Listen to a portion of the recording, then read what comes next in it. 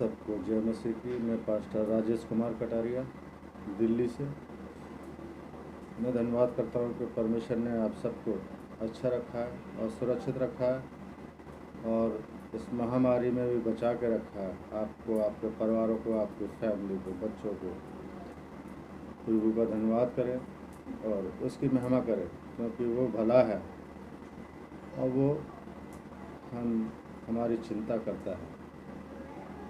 उस यीशु मसीह का धन्यवाद करें जिसने जीवन दिया है और अब तक जीवित रखा है। कितने लोग आज कोरोना वायरस में फंसे हुए हैं और अस्पतालों में पड़े हुए हैं, इसलिए हम धन्यवाद करते हैं कि हम अब तक सुरक्षित हैं। उसका धन्यवाद हो। बोलो प्रभु यीशु मसीह की जय। परमेश्वर का धन्यवाद है। आज का विषय है भोजन और स्वास्थ्य। आज का विषय है भोजन और स्वास्थ्य। तो आइए हम देखते हैं 1 कुरिन्थियों 6 का 19 और 20 और भजन संहिता 139 का 14। हमारी देह परमेश्वर का मंदिर है। 1 कुरिन्थियों 3 का 16-17। वह दूषित हो सकती है। दानियल 1:8। सही भोजन न करने से शरीर अपवित्र हो जाता है। 1 कुरिन्थियों 10 का 31। परमेश्वर की महिमा के लिए खाएं। लूका 21 का 34 और 36। भोजन की मात्रा और उसकी गुणवत्ता पर धन्यवाद दें। जो भोजन की मात्रा वो देता है और उसका गुणवत्ता पर धन्यवाद दें परमेश्वर के लिए। सबोदेशक की पुस्तक 10 का 17। सही समय पर शक्ति पाने के लिए खाएं। हमें सही समय पर और शक्ति पाने के लिए भोजन को खाना है। यशायाह नबी की पुस्तक में लिखा हुआ है 55 के 2 में, वह धन जो गलत प्रकार के भोजन पर खर्च किया जाता है व्यर्थ हो जाता है। अच्छा खाना खाने से आनंदित हो। हम अच्छा खाना खाने से आनंदित हों।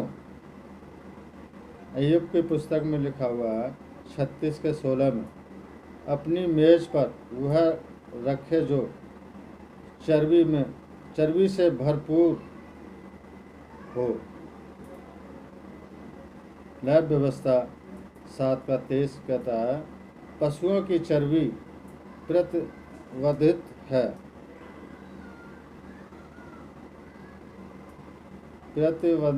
है। जो पशुओं की चर्बी है प्रतिबंधित है, क्योंकि हमें नुकसान करती है। व्यवस्था विवरण 32 का 14। भजन संहिता 81 का 16। मार्जिन 147 का व्यवस्था विवरण 147 का 14। मार्जिन गेहूं का उत्तम आटा खाएं। हमें गेहूं का उत्तम आटा खाना है। नीति वचन 23 का 1 और 3। मन भावना भोजन भरमाने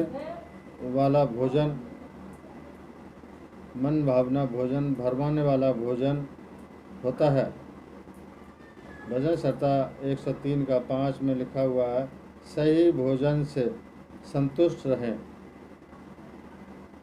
भजन संहिता 15 के 17 में लिखा हुआ है और 17 के 1 और 22 में लिखा हुआ है और सबोदेशक 9 के 7 में लिखा हुआ है, मन की दशा का खाने के साथ गहरा संबंध है। यशायाह नबी की पुस्तक 7 का 14 और 15 कहता है, मुक्तिदाता को बचपन से ही भोजन के मामले में मक्खन और शहद द्वारा संयमित किया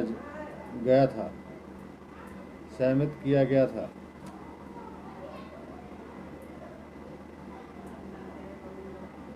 बाइबल में शहद खाने का नियम सभी अच्छे भोजनों पर लागू होता है। नीति वचन 24 का 13 शहद खाना अच्छा है। नीति वचन 25 का 16 इसे खाने में संयम रखने की जरूरत है। नीति वचन 25 का 27 बहुत ज़्यादा खाना अच्छा नहीं होता। बहुत ज़्यादा खाना अच्छा नहीं होता भाइयों। नीति वचन 25 का 27 और 28 कहता है जो भोजन के मामले में स्वयं को संयमित नहीं कर सकता उसका चरित्र उस नगर की तरह होता है जिसकी शहरपनाह टूटी हो। उसमें बुराई से इनकार करने और भलाई का चुनाव करने की दृढ़ता की कमी होती है। यशायाह नबी की पुस्तक 7 का 15 और उत्पत्ति 25 का 29-34 एसाव ने अपना पहलौठापन का अधिकार इसलिए खो दिया था क्योंकि वह अपनी भूख पर काबू नहीं रख सका था। अपनी भूख पर काबू नहीं रख सका था। इब्रानियों 12 का 16-17 कहता है इसलिए उसे अशुद्ध कहा गया है। भजन संहिता 106 का 14 और 15 भूख के अधीन हो जाने का अर्थ अपनी आत्मा को कमजोर करना है। नीति वचन 16 का 32 कहता है अपनी आत्मा को बस में करने वाला नगर को जीतने वाले से भी श्रेष्ठ है। उत्पत्ति 3 का 1 और 16 कहता है आदम और हव्वा अपनी भूख को बस में न रख सके थे। जो आदम हव्वा थे उन्होंने अपनी भूख को काबू नहीं किया और बस में नहीं कर पाए रख सके। मत्ती की पुस्तक 4 के और 1:4 में कहता है आदम जिस जगह गिरा मसीह वहीं जयवंत हुआ। उसके सभी शिष्यों को यही जय पानी चाहिए। एक निष्कुल भूख की वजह से अदन खो गया था। एक भूख की वजह से ही अदन खो गया था। एक अंकुश में रहने वाली भूख ही उसे वापस हासिल कर सकती है। लूका की पुस्तक 12 का 35 और 37 कहता है परमेश्वर अपने राज में अपने सेवकों को आत्मिक भोजन खिलाएगा। पहला कुरिन्थियों 9 का 24 और 27 कहता है सिद्धांतों के अनुरूप संयम रखें। अनुरूप संयम रखें। तो मेरे भाई और बहनों, मेरा जीजो, भोजन और स्वास्थ्य हमने जो अभी बताया वीडियो के अंदर भोजन और स्वास्थ्य के विषय में, तो अपना ध्यान रखें, अच्छा भोजन लें और स्वास्थ्य को बनाए रखें और हम परमेश्वर को ना खो दें। ज़्यादा अच्छा भोजन खाने से हम परमेश्वर को खो सकते हैं और अच्छा भोजन खाने पर ही हम जीवंत भी रह सकते हैं। तो खराब भोजन को इस्तेमाल ना करें।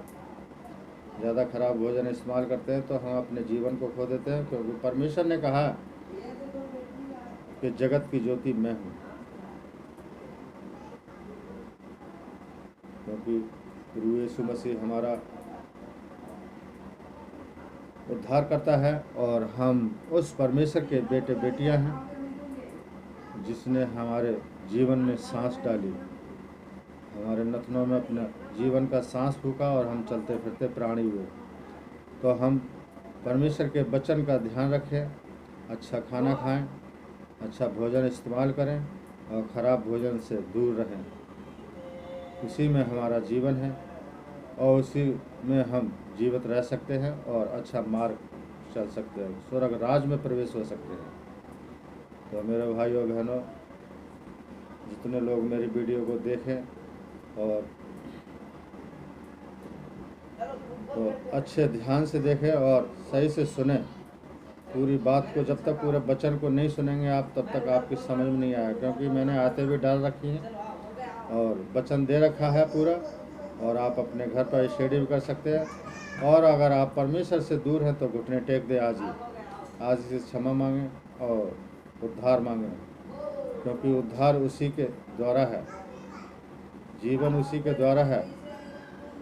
इस भरे संसार में, पूरे विश्व में जो भी महामारी फैली हुई है और जो भी समस्या है, जहरीली हवाएं चल रही हैं, तो उस परमेश्वर का शुक्रगुजार करें, क्योंकि वो जीवन देता है और वो बचाता है, अपने बेटे बेटियों को सभी को बचाता है। हमारी वीडियो ख़त्म हो चुकी है और मैं आपसे शुक्रगुजार करता हूँ। अगर वीडियो अच्छी लगे तो लाइक और शेयर और कमेंट ज़रूर करें और घंटी दबाना ना भूलें। जय मसीह की।